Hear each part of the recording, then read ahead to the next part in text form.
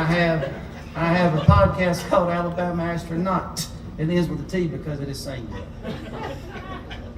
And the podcast is about my attempt to document the music of the serpent handling faith. This song is about my attempt. This song is about aliens. And, if you ever write a song about aliens and also make a podcast about your attempt to document the music of serpent handling faith, I would suggest that you do more to differentiate them in their titles than simply making one singular and one plural. However, this is the reality that I now enjoy. And I have to preface this song with that. Please do not associate this song. The podcast is something I esteem as sacred. This is something it is damn near debaucherous. They should not be associated. So I apologize to anybody who was expecting something different. Are you ready to play?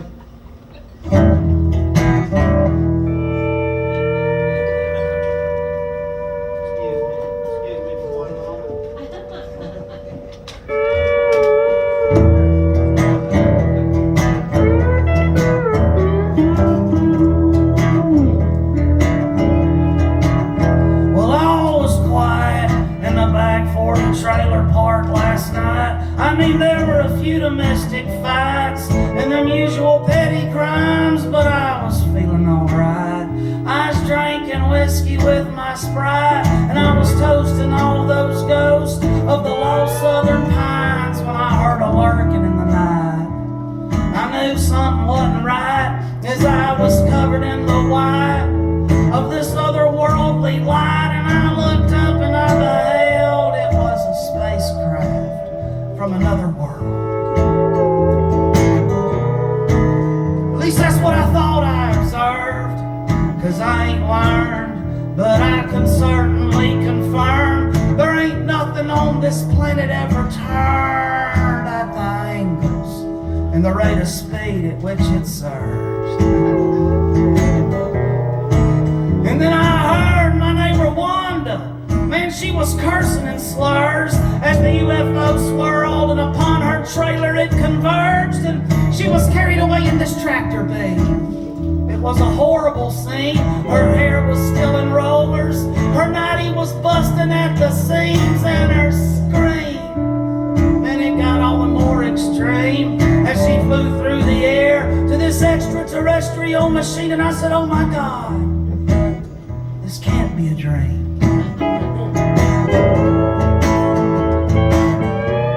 Yeah, I know I've been drinking and probably even smoked a little green, but I can't stand LSD, man, and this would be an hallucination supreme, even obscene.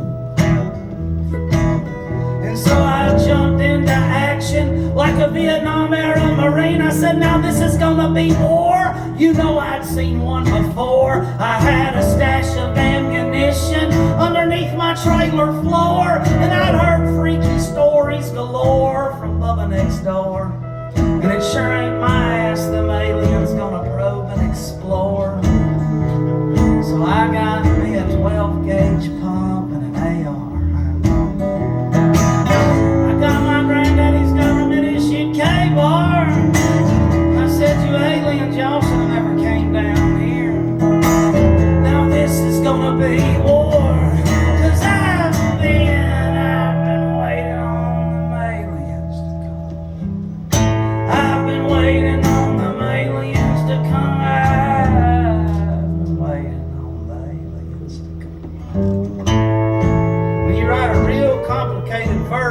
Song, you have to make a real simple chorus. That's what that was. So I threw some cover fire and I jumped and I crawled to my truck. I knew if I was gonna beat these aliens, I'd need distance and luck. And so I sped through the muck till I ended up over by the fence line. I hunkered down in the brush. I started sighting in my gear when this little green man appeared, and he looked right through my soul. Why in my eyes he stared, and I knew he must have got scared when he saw that I had no fear and that I'd smoke his little green ass without shedding a tear. And then he disappeared, and I said, God, this is really getting weird. And so I ran through that trailer park like a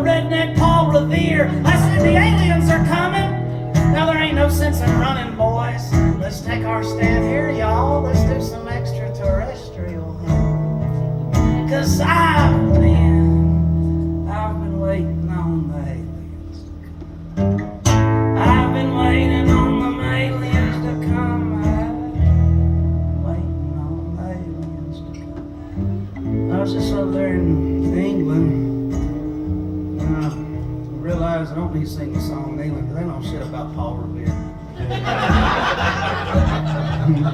Probably, I understand why.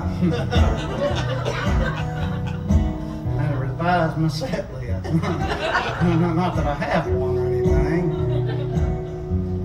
Some people have told me that it was time for me to write the second part to this song.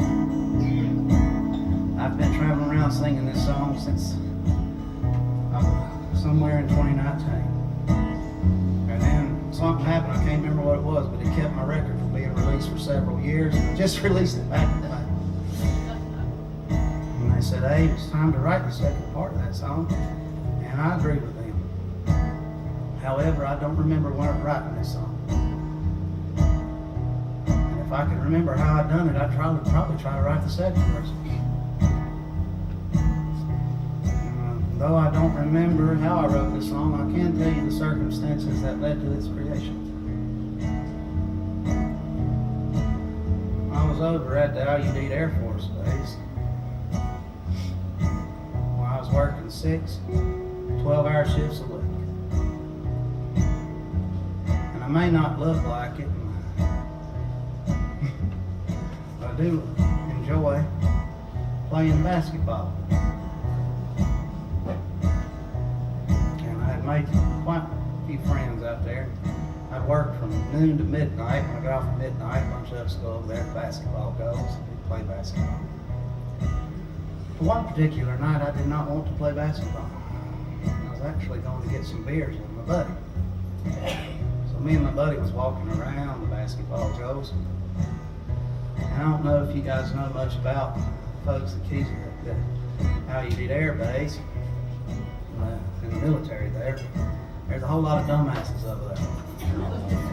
And one of the dumbasses that was on the basketball court overhand threw, like a football style, threw a basketball to another dumbass who was supposed to catch it. But he did not. And I caught it with my right ear hole.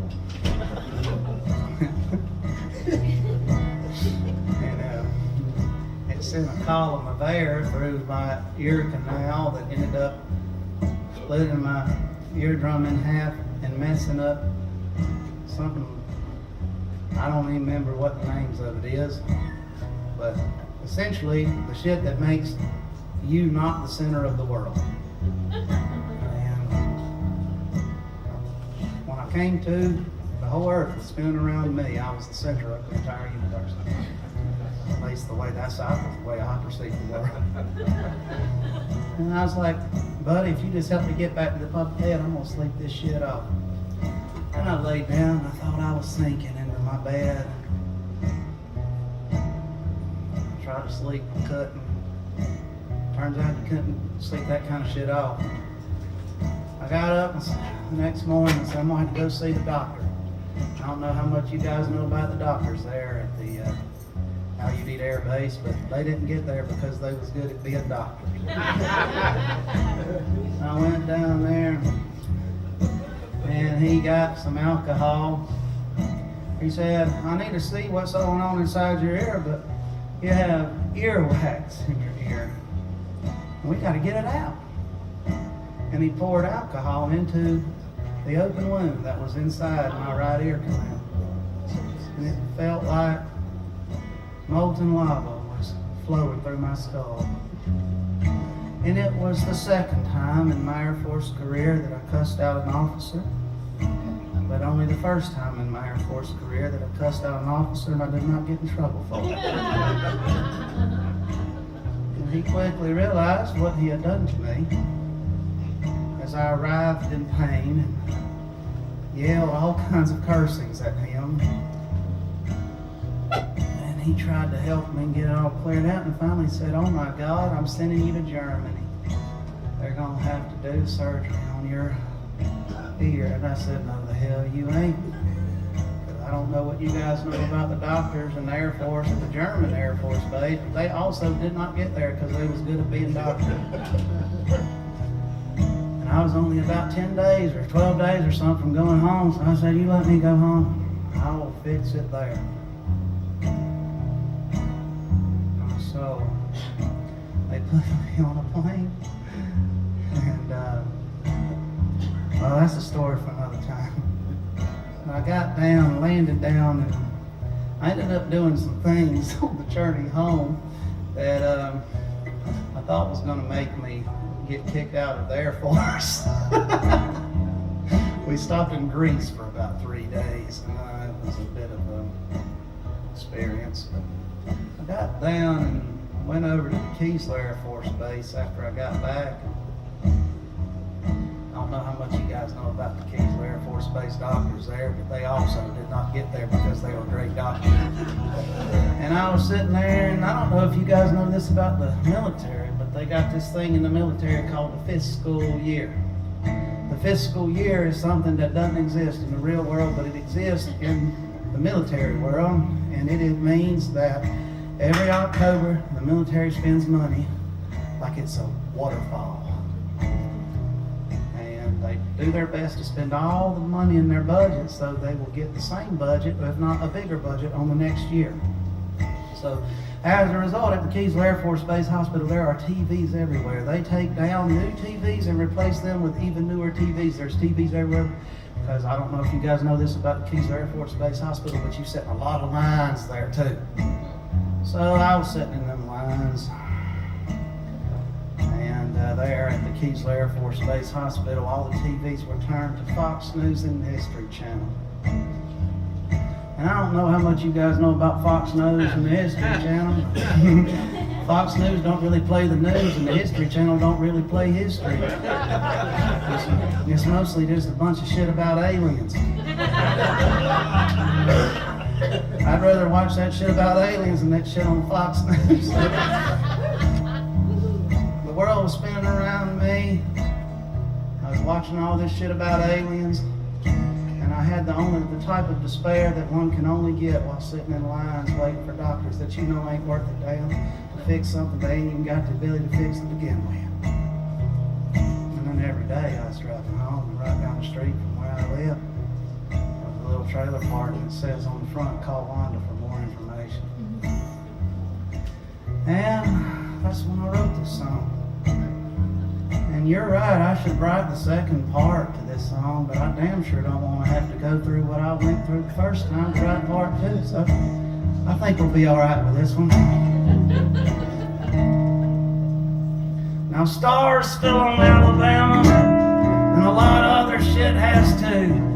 But the last thing we were gonna take was being pursued by this alien crew that intergalactically flew through time and space just to land into the back 40 trailer park.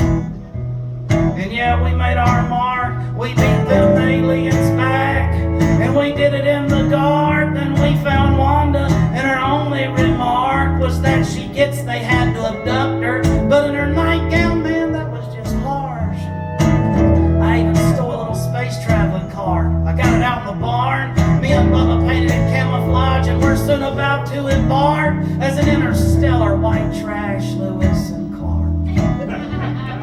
We're gonna call ourselves a Malcolm astronaut. Them Europeans don't know shit about Lewis and Clark neither. 'Cause I've been waiting on aliens. They don't know shit about biscuits either. I've been waiting on the aliens to come. If you want to do something and make a lot of money, go to Europe and sell people biscuits. Tongues would be beating their eyeballs out.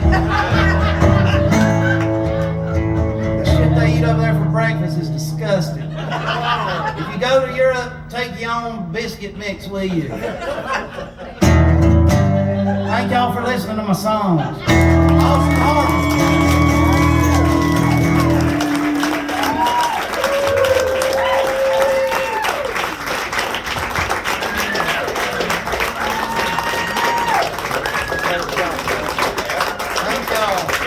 All right, folks, how about a great big round?